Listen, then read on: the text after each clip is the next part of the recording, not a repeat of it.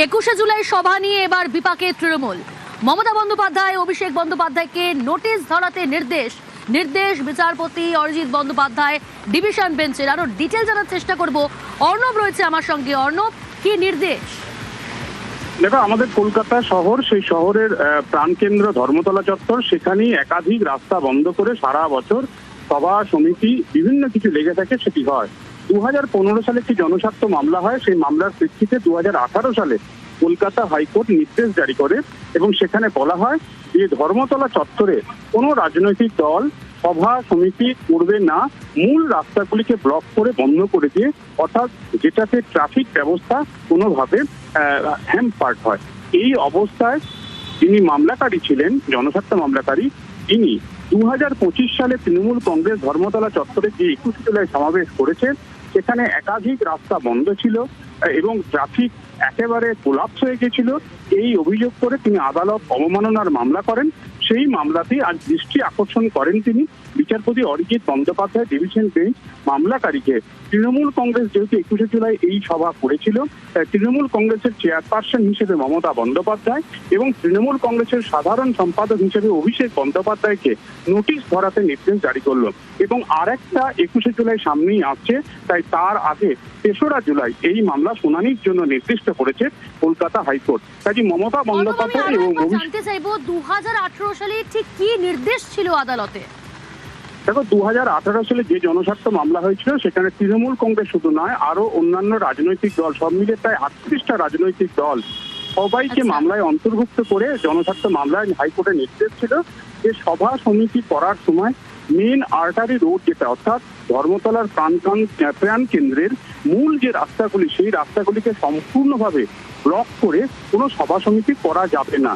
সেই নির্দেশের খেলাপ হয়েছে 2025 সালে 21শে জুলাই সভা করতে গিয়ে তৃণমূল কংগ্রেস সেই নিয়ম ভেঙেছে বা নির্দেশ ভেঙেছে। এই অভিযোগই আদালত অবমাননার মামলা হয় এবং সেখানেই নোটিশ ধরাতে নির্দেশ।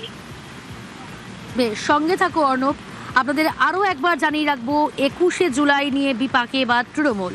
মমতা বন্দ্যোপাধ্যায় দলের চেয়ারপারসন এবং সাধারণ সম্পাদক দলের অভিষেক বন্দ্যোপাধ্যায়কে নোটিশ দেওয়ার নির্দেশ বিচারপতি অরিজিৎ বন্দ্যোপাধ্যায় ডিভিশন বেঞ্চে। হাইকোর্টের নির্দেশ অবমাননার অভিযোগ গুরুত্বপূর্ণ রাস্তা বন্ধ করে সভা করা যাবে না। 2018 সালে এই নির্দেশ দেয় কলকাতা হাইকোর্ট। তৃণমূল কংগ্রেস সহ মোট 38টি রাজনৈতিক দলকেই নির্দেশ দেওয়া হয়। আদালতের নির্দেশ না মেনে 2025-এ তৃণমূল সভা করে। আদালত অবমাননার অভিযোগে জনস্বার্থ মামলা। এবার নোটিশ দেওয়ার নির্দেশ বিচারপতি অরিজিৎ বন্দ্যোপাধ্যায়ের ডিভিশন বেঞ্চের। 2025 সালেই কিন্তু আদালতের নির্দেশ না মানার অভিযোগ তৃণমূলের বিরুদ্ধে, অর্থাৎ আদালত অবমাননার অভিযোগ, আর সেই অভিযোগেই জনস্বার্থ মামলা। এই মামলার শুনানি কবে, কি জানা যাচ্ছে? অর্ণব রয়েছে আমার সঙ্গে। অর্ণব, দেখো, সামনেই জুলাই মাস এবং 21শে জুলাই আরো একটা তৃণমূল কংগ্রেসের শহীদ দিবস তাদের কর্মসূচি থাকে। তার আগে 3রা জুলাই এই মামলা শুনানির জন্য আসবে, এমনটাই আজ যৌথ বেঞ্চ জানিয়েছে। এবং এক্ষেত্রে যেহেতু তৃণমূল কংগ্রেসের বিরুদ্ধে অভিযোগ এবং তৃণমূল কংগ্রেসের চেয়ারপারসন হিসেবে মমতা বন্দ্যোপাধ্যায়কে এই মামলায় অভিযুক্ত করা হয়েছে এবং একই সঙ্গে অভিষেক বন্দ্যোপাধ্যায় দলের যিনি সাধারণ সম্পাদক, যদিও এখন কালীঘাট তৃণমূল কংগ্রেসের তিনি সাধারণ সম্পাদক, দুজনেকেই মামলায় অন্যতম অভিযুক্ত করা হয়েছে। তাই তাদেরকে নোটিশ ধরিয়ে এই মামলা শুনানি করতে চাইছে কলকাতা হাইকোর্ট। 3রা জুলাই এই মামলা শুনানি হবে, অর্থাৎ আর একটা 21শে জুলাই কলকাতা হাইকোর্টের নির্দেশ যাতে নতুন করে ভুলুণ্ঠিত না হয়, তার আগেই কলকাতা হাইকোর্ট এই মামলা শুনানি করতে চাইছে। অর্ণব, তুমি যেমনটা বলছিলে যে 2018 সালে মোট 38টি রাজনৈতিক দল তৃণমূল সহ একমাত্র তৃণমূল কংগ্রেস, যারা কিনা 2025 সালে আদালত অবমাননা, যাদের বিরুদ্ধে অভিযোগ, এই দলের বিরুদ্ধে অভিযোগ।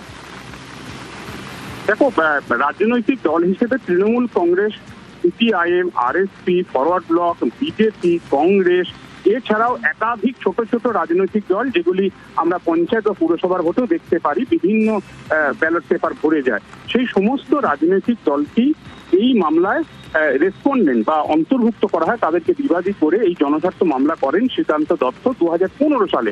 সেই সময় কলকাতা হাইকোর্টের প্রধান বিচারপতি ছিলেন মঞ্জুলা চেল্লুর। মামলাটা দীর্ঘদিন বিচারাধীন ছিল। এবার 2018 সালে নির্দেশ দেওয়া হয় এবং সেখানে বলা হয় যে ধর্মতলা চত্বরে এই ধরনের রাজনৈতিক বড় সভা সমিতি করার প্রশ্নে মূল যে রাস্তা, সেই রাস্তাটার যে আর্টারি যে রোডগুলো, সেগুলোকে পুরোপুরি স্তব্ধ করে দেওয়া যাবে না। কিন্তু 2025 সালে জনস্বার্থ মামলাকারীর নতুন করে যে অভিযোগটি হাইকোর্টে এনেছেন আদালত অবমাননার, সেখানে তিনি অভিযোগ জানিয়েছেন যে 2025 সালে 21শে জুলাই যে তৃণমূল কংগ্রেসের 21শে জুলাই সভা হয়, সেখানে